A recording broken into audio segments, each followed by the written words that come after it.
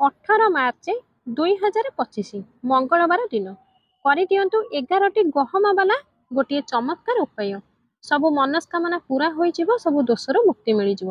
ମାତା ଲକ୍ଷ୍ମୀ ଓ ମହାଦେବଙ୍କ ଆଶୀର୍ବାଦରୁ ପୁରା ବର୍ଷ ଧନର ବର୍ଷା ହେବ। 18 ମାର୍ଚ୍ଚ 2025 ମଙ୍ଗଳବାରକୁ ଚୈତ୍ର ମାସର ଚତୁର୍ଥୀ ତିଥି ପଡୁଅଛି। ଆଉ ଏହି ତିଥି ଚୈତ୍ର ମାସର ସବୁଠାରୁ ବଡ଼ ଓ ପ୍ରଥମ ଚତୁର୍ଥୀ ତିଥି। କାହିଁକି ନା ଏହି ତିଥି ମଙ୍ଗଳବାରକୁ ପଡୁଅଛି। ଆଉ ହିନ୍ଦୁ ଧର୍ମରେ ଏହାର ବହୁତ ବଡ଼ ମହତ୍ୱପୂର୍ଣ୍ଣ ହୋଇଥାଏ। ଯଦି ବି ଆପଣଙ୍କୁ ଏହି ମୌକା ମିଳିଯାଏ, ଚୈତ୍ର ମାସର ଚତୁର୍ଥୀ ତିଥି ମଙ୍ଗଳବାରକୁ ପଡ଼ିଯାଏ, ତ ଆପଣଙ୍କୁ ମାତ୍ର 11ଟି ଗହମ ଦାନାବାଲା ଉପାୟକୁ ନିହାତି କରିବା ଦରକାର। କାହିଁକି ନା ଏହି ଦୁଇଟି ତିଥିର ସଂଯୋଗ ବହୁତ ହିଁ କମ୍ ଆସିଥାଏ। ଏହି ଉପାୟ ଏତେ ଖାସ୍ ହୋଇଥାଏ କି ଯଦି ଆପଣ ଠିକ୍ ମୁହୂର୍ତ୍ତରେ ଠିକ୍ ବିଧି ଅନୁସାରେ 11ଟି ଗହମ ଦାନା ବାଲା ଉପାୟକୁ କରିଦେବେ, ତ ମାନିକି ଚାଲନ୍ତୁ ଦେବଦେବ ମହାଦେବଙ୍କ ଆଶୀର୍ବାଦରୁ ଆପଣଙ୍କ ଜୀବନରେ ଯେତେ ବଡ଼ ବି ଦୁଃଖ ଥାଉ ତାହା ଆପଣଙ୍କ ଠାରୁ ମୁକ୍ତି ମିଳିଯିବ।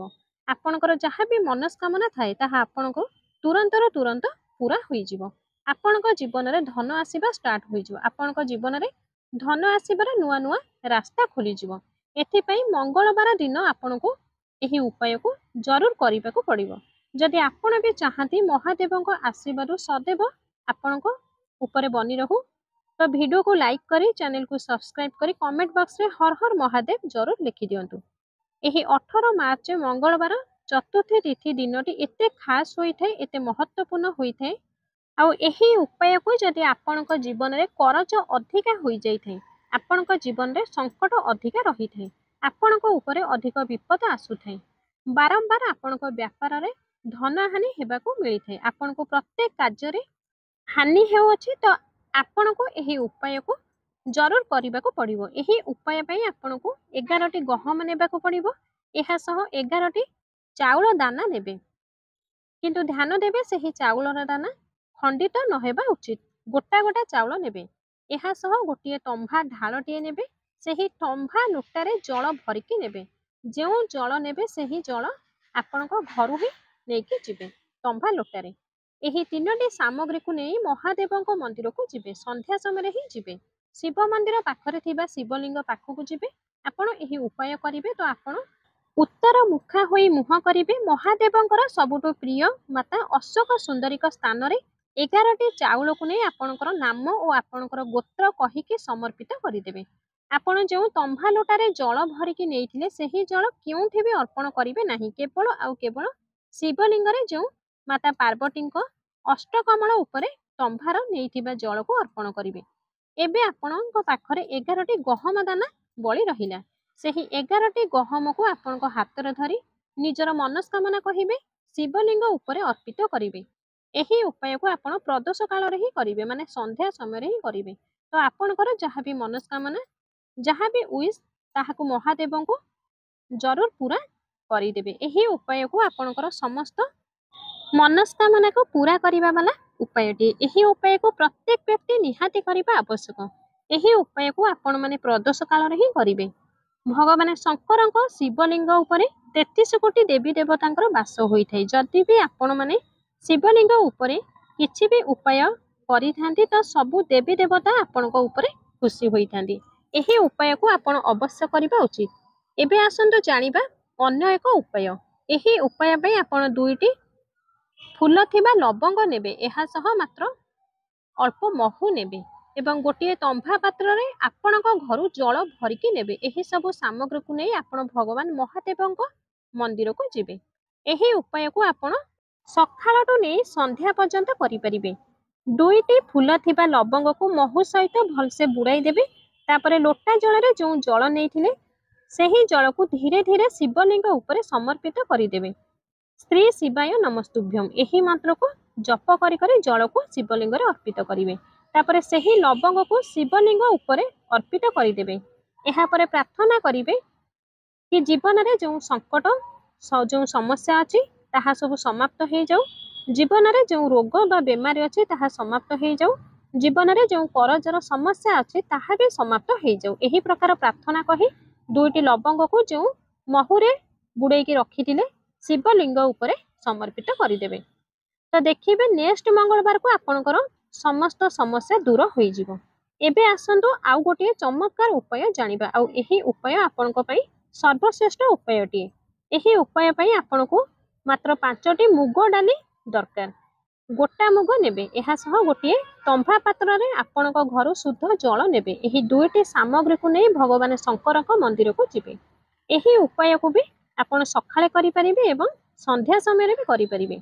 भगवान शंकर को मंदिर रे पहुंची सारिबा परे आपनको पाखरे जो 5टी मुग नेइथिले सेही 5टी मुग भितर प्रथम गोटे मुग को नै शिवलिंग सामने नंदी जो गोड़ अच्छे से गोड़ जगार मुगटी को समर्पित करदेवे। यह सह ओम नमः शिवाय यही मंत्र को जप करेंगे। यापर आउ गोटे मुग ने शिवलिंग पाखरे थिबा भगवान गणेश स्थान रे यही मुग को अर्पित करेंगे।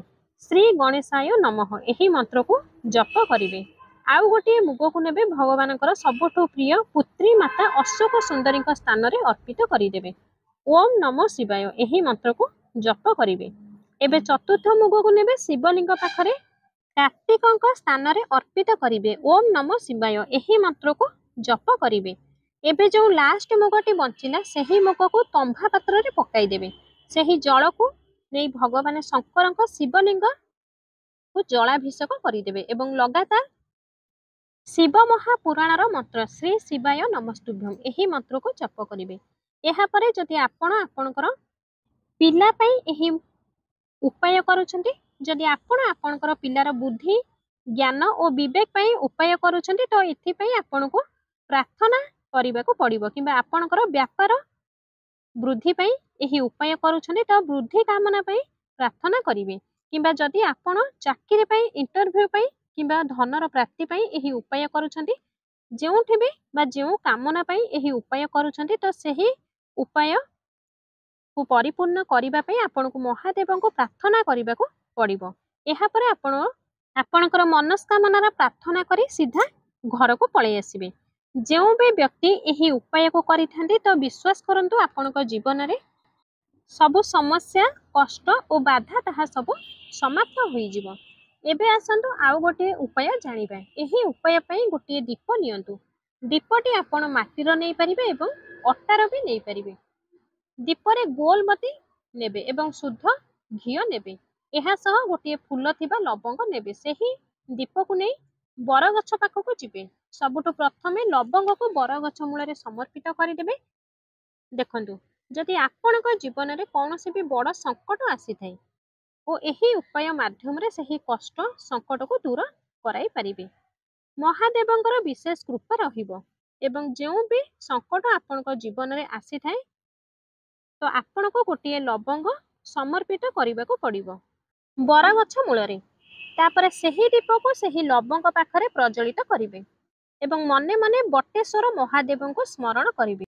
जेबे भी आपन को लागुचे कि आपन को जीवन रे किछि भी भलो लागु नै तेबे आपन एही उपाय को करिवे। एही उपाय आपन जेबे भी चाहिबे सेबे करि परिबे। एही उपायटी बहुत चमत्कारी उपाय। एही उपाय को आपन माने निहाती थरे करिके ही देखंतु। तो आशा करूची आजिर भिडियोटी निहाती भाबरे आपन को पसंद आसीथिबो। जदि भिडियोटी आपन को पसंद आसीथाय तेबे भिडियोटी गोटे लाइक करंतु। भिडियोटी को अधिकरू अधिक मात्रा रे शेयर करंतु। आम चैनल जदि आपण माने नुआ अछंती ए पर्यंत चैनल को सब्सक्राइब करि नाहांती ताहाले एबे ही चैनल को सब्सक्राइब करी पाखरे थिबा बेल आइकन टी को दबाई दियंतु। कमेंट बॉक्स रे हर हर महादेव ओम नमः शिवाय अवश्य लिखंतु।